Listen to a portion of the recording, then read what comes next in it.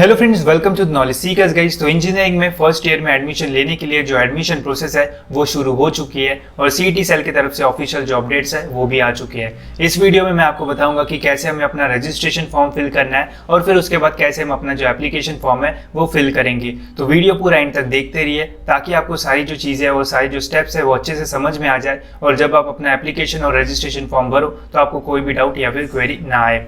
तो सबसे पहले गाइस, एप्लीकेशन और रजिस्ट्रेशन फॉर्म फिल करने के लिए आपको आ जाना है सीईटी के ऑफिशियल वेबसाइट पे। जो लिंक है वो आपको डिस्क्रिप्शन में मिल रही होगी। यहाँ पे हमें क्लिक करना है बीई और बीटेक पे। जैसे ही गाइस आप यहाँ पे क्लिक करोगे तो कुछ ऐसा इंटरफेस आएगा। इसी वेबसाइट से गाइस हमें अपना जो रजिस्ट्रेशन फॉर्म है और एप्लीकेशन फॉर्म है वो फिल करना है और आगे की सारी जो प्रोसेस है वो इसी वेबसाइट से कंटिन्यू होने वाली है।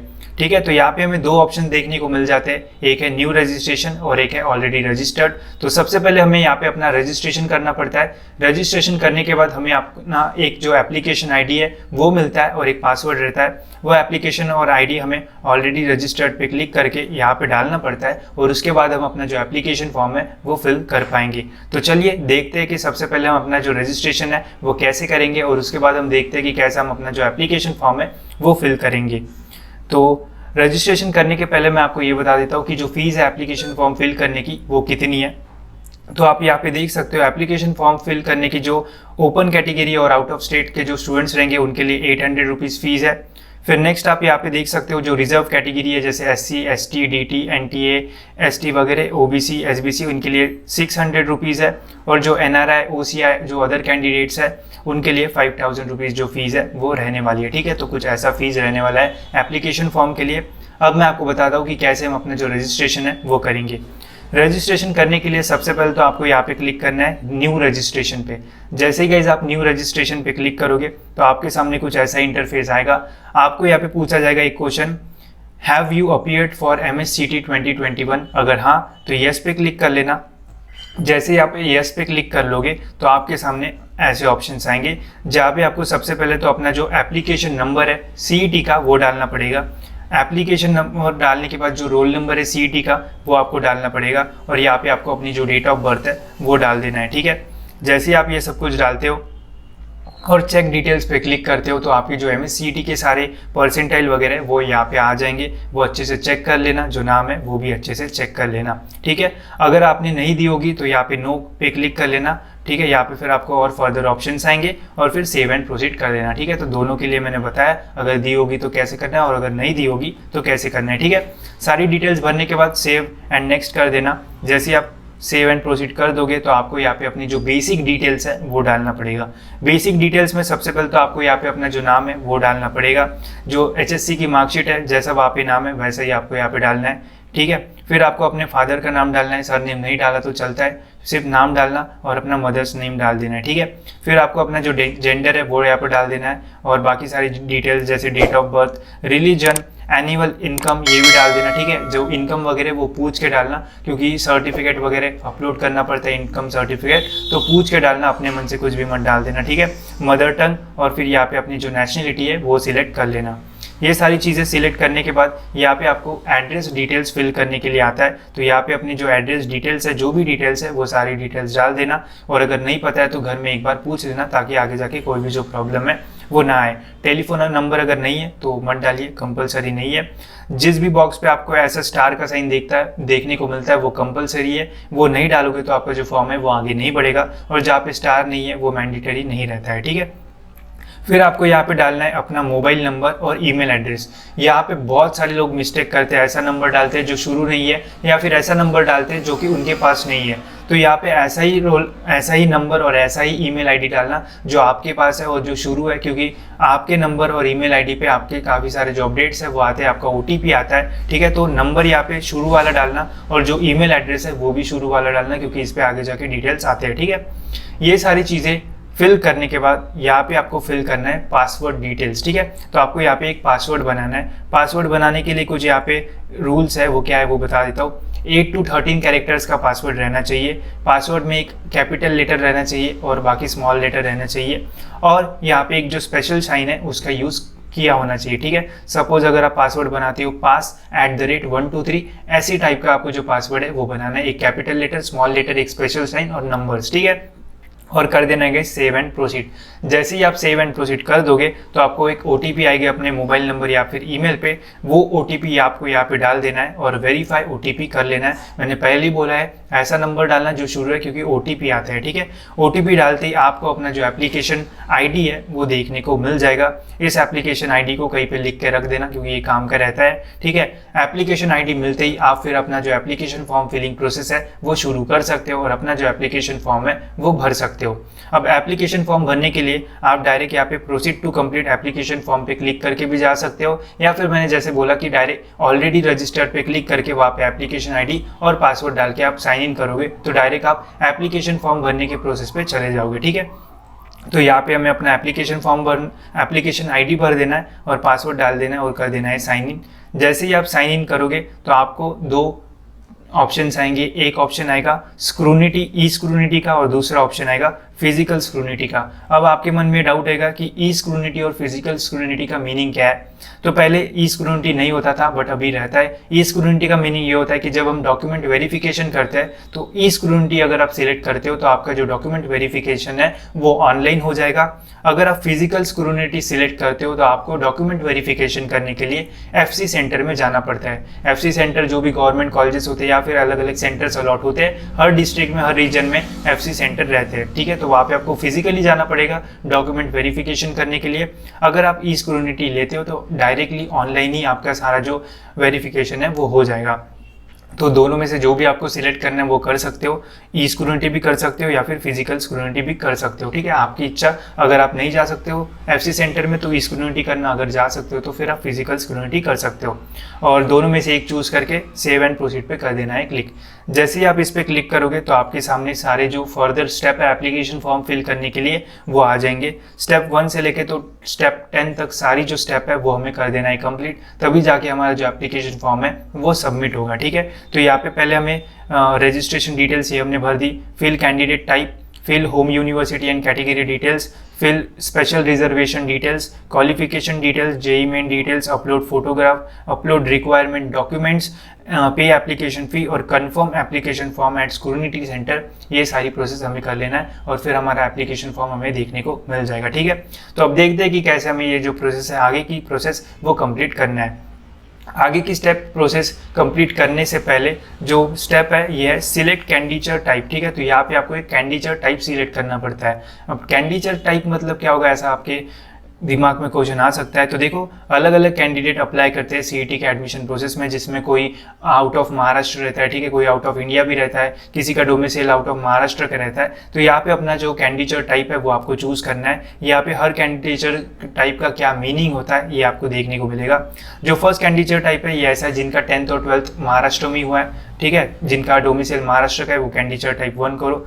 मैक्सिमम यही करेंगे क्योंकि मैक्सिमम महाराष्ट्र के स्टूडेंट्स रहते हैं। बाकी अलग अलग जो आउट ऑफ महाराष्ट्र वगैरह से है तो उनके लिए अलग अलग यहाँ पे कैंडिडेट टाइप दिए गए हैं। तो अगर आप आउट ऑफ महाराष्ट्र वगैरह से हो तो आप यहाँ पे कैंडिडेट टाइप में जो डिटेल्स यहाँ पे दी है ये पढ़ लेना और उसी के हिसाब से अपना जो कैंडिडेट टाइप है वो सिलेक्ट कर लेना, ठीक है। तो कुछ ऐसा आएगा आपको कैंडिडेट टाइप सिलेक्ट करने में। तो आपका जो भी कैंडिडेट टाइप है उस पर क्लिक कर लेना, ठीक है। क्लिक करने के बाद गाइज आपको कर देना है सेव एंड प्रोसीड। तो उसके बाद गाइज फिर यहाँ पे आपको कुछ डिटेल्स डालना पड़ेगा। ये गाइज आपकी home university and category details, ठीक है। तो home university and category details में सबसे पहले तो यहाँ पे आएगा select document for a type A. तो यहाँ पे बर्थ सर्टिफिकेट अलग अलग ऑप्शंस आएंगे, तो इसमें से सिलेक्ट कर लेना। फिर यहाँ पे कौन सी आपकी यूनिवर्सिटी से आपने 10th और 12th पास किया ये आपको पूछा जाएगा। तो ये सारी जो डिटेल्स है वो आपको यहाँ पे कर देना है फिल। जैसे आप ये सारी डिटेल्स फिल कर देते हो, ठीक है, तो फिर आपका जो नेक्स्ट स्टेप है वो शुरू हो जाएगा। तो वो भी मैं आपको दिखा देता हूँ। फिर आपको यहाँ पे कैटेगरी डिटेल्स का आ जाएगा। कैटेगरी डिटेल्स ध्यान से डालना, बहुत सारा इंपॉर्टेंट चीज़ होता है इसमें, सारे डॉक्यूमेंट्स रहना चाहिए, नहीं तो आपकी कैटेगरी इनवैलिड हो जाएगी, आप ओपन में चले जाओगे, ठीक है। तो काफ़ी सही से ये जो प्रोसेस है वो करना, ठीक है। तो आपकी जो भी कैटेगरी है वो आपको यहाँ से सिलेक्ट कर लेना है। फिर यहाँ पे caste to which you belong, caste भी रहती है वो यहाँ से सिलेक्ट कर लेना है। फिर आपको select caste tribe validity certificate status. तो कास्ट वैलिडिटी सर्टिफिकेट का आपका क्या स्टेटस है वो आपको यहाँ पे डालना है। अगर आपके पास अवेलेबल है तो अवेलेबल पे क्लिक करना, अगर आपने अप्लाई किया है तो अप्लाई पे क्लिक करना, और अगर आपने अप्लाई ही नहीं किया तो वहाँ पे उसका भी ऑप्शन आता है, ठीक है। और कास्ट वैलिडिटी सर्टिफिकेट जिनका भी कैटेगरी है उनके लिए बहुत इंपॉर्टेंट होता है, ठीक है। फिर यहाँ पे नॉन क्रिमिनल सर्टिफिकेट का भी स्टेटस है, अगर आपके पास है तो अवेलेबल, नहीं है और अप्लाई किया है तो अप्लाई, अगर नहीं अप्लाई किया तो वहाँ पे ऑप्शन मिल जाएगा, ठीक है। तो जो भी आपका स्टेटस है वो डाल देना और सेव एंड प्रोसीड पे कर देना क्लिक। जैसे ही आप सेव एंड प्रोसीड पे क्लिक करते हो तो आपके सामने फिर नेक्स्ट जो ऑप्शन है वो आ जाएंगे। यहाँ पे अलग अलग कैटेगरी के लिए सारी जो इन्फॉर्मेशन है वो दी है।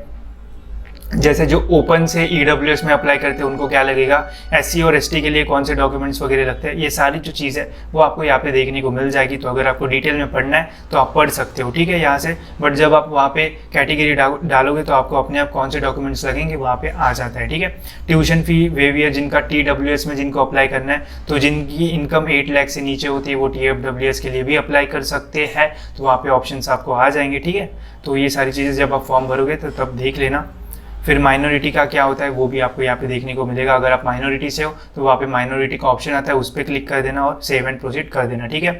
फिर यहाँ पे आता है स्पेशल रिजर्वेशन डिटेल्स। तो जो भी फिजिकली डिसेबल होता है या फिर कुछ ऐसा होता है तो उनके लिए स्पेशल रिजर्वेशन होता है। अगर आपने फिजिकल डिसेबिलिटी पे यस किया है तो आपको ये डालना पड़ेगा, अगर नो किया होगा तो नहीं डालना पड़ेगा, ठीक है। तो अगर फिजिकल डिसेबिलिटी है तो यहाँ पे आपको सारी जो डिटेल्स है वो फिल करना पड़ेगा, ठीक है।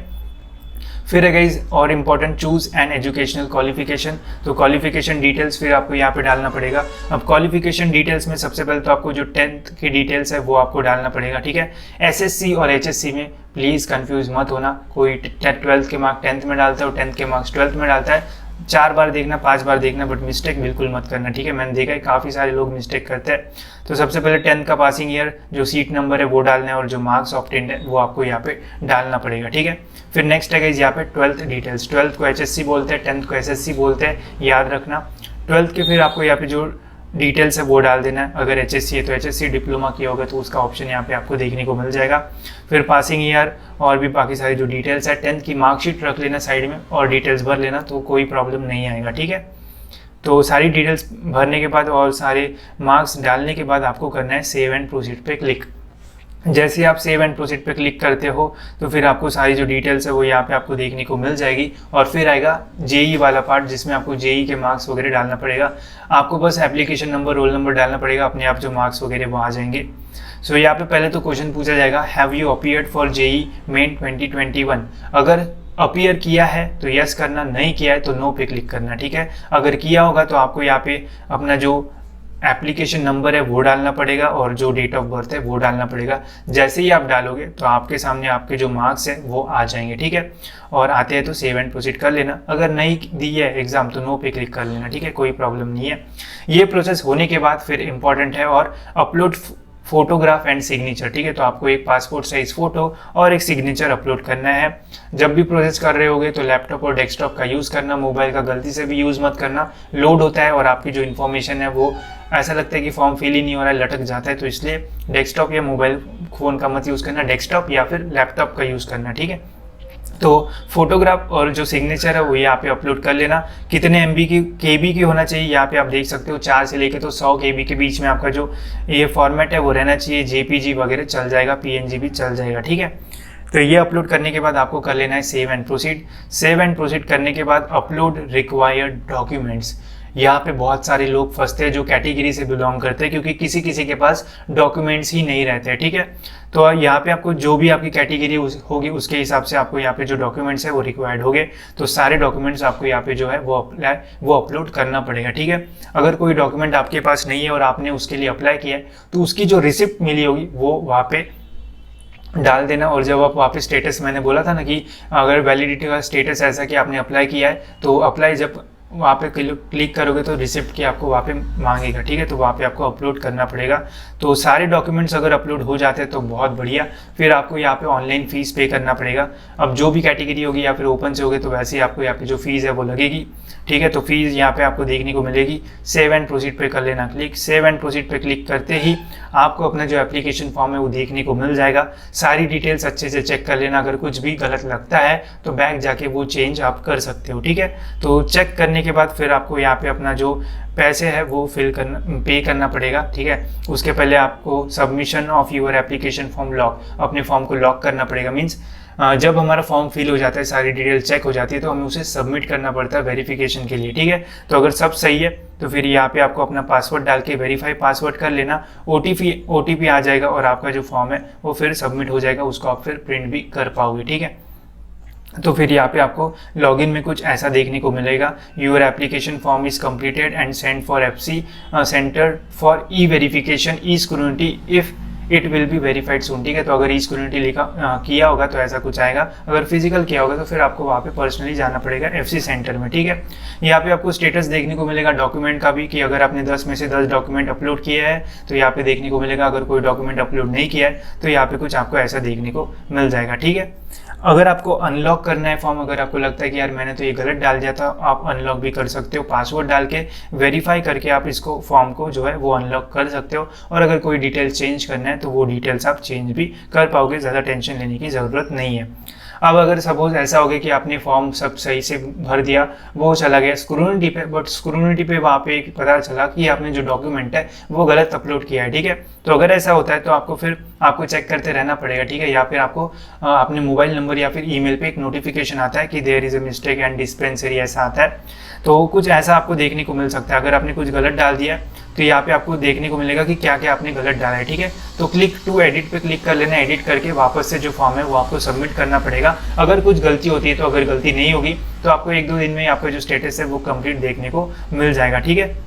तो अगर आपका सब सही है तो कुछ जो स्टेटस है वो आपको ऐसा देखने को मिलेगा, your application form is verified and confirm please check the acknowledgement, ठीक है। तो कुछ ऐसा आएगा, अगर आपका एप्लीकेशन फॉर्म सब सही से चला जाता है और स्क्रूनिटी भी पास हो जाता है तो ऐसा ग्रीन कलर में देखने को मिलेगा। अगर कोई प्रॉब्लम होता है तो रेड कलर में वहाँ पे आ जाएगा कि कहाँ पे प्रॉब्लम है, ठीक है। Submission of re application for e scrutiny, तो जिनको प्रॉब्लम आया था और जिन्होंने वापस सारी चीज़ें सही करके वापस भरेंगे और वापस सबमिट करेंगे तो उनके लिए फिर सारी जो प्रोसेस है वो यहाँ पे दी गई है। बट अगर किसी को भी मतलब प्रॉब्लम आता है तो वहाँ पे रहता है क्लिक एंड एडिट पे क्लिक करना और वहाँ से सारी जो चीज़ें जो गलत डाल दी है उसको सही डाल के सबमिट वहाँ से ही हो जाता है, ठीक है। तो ऐसे हमें पूरी जो प्रोसेस है गाइस वो करना है। सिंपल प्रोसेस है, बट एक चीज़ है, जो प्रोसेस है वो हमें लगती है सिंपल, बट जब हम उसे फिल करते हैं तो कुछ ना कुछ मिस्टेक कर देते हैं। जैसे 12th के 10th में मार्क्स डाल देते हैं, नाम गलत डाल देते हैं, स्पेलिंग गलत डाल देते हैं, या फिर कुछ ना कुछ तो गलत कर ही देते हैं। तो मैं आपको यही बोलूँगा कि जब भी आप फॉर्म भरोगे तो सारी चीज़ें साथ में रखना, डॉक्यूमेंट्स वगैरह, और जो चीज़ जैसी है वैसी ही डालना, ताकि आगे जाके आपको कोई भी जो प्रॉब्लम है वो ना आए। जैसे आपका फॉर्म हो जाएगा तो आप उसका प्रिंट वगैरह निकाल लेना, और जैसे ही कैप राउंड प्रोसेस फिर शुरू होती है तो उसका जो अपडेट है वो मैं आपको दे दूंगा। उसके पहले सीट मैट्रिक्स वगैरह आएगा, रैंक कार्ड वगैरह आएगा, तो वो जैसे भी आएगा उसका अपडेट वैसे ही गाइस मैं आपको अपडेट कर दूंगा। कोई भी क्वेश्चन होता है तो मुझे डायरेक्ट इंस्टाग्राम पे मैसेज कर देना, मैं पर्सनली आपकी हेल्प कर दूंगा और काफ़ी सारी जो चीज़ें है वो भी आपको बता दूंगा, ठीक है। तो इस वीडियो में इतना ही, होप सो आपको ये वीडियो इन्फॉर्मेटिव लगा होगा, और अगर आपने अभी तक इस चैनल को सब्सक्राइब नहीं किया है तो सब्सक्राइब करके बेल आइकन जरूर से दबा दीजिए, ताकि जब भी मैं वीडियो डालूँ तो आपको नोटिफिकेशन के थ्रू अपडेट्स मिलते रहे।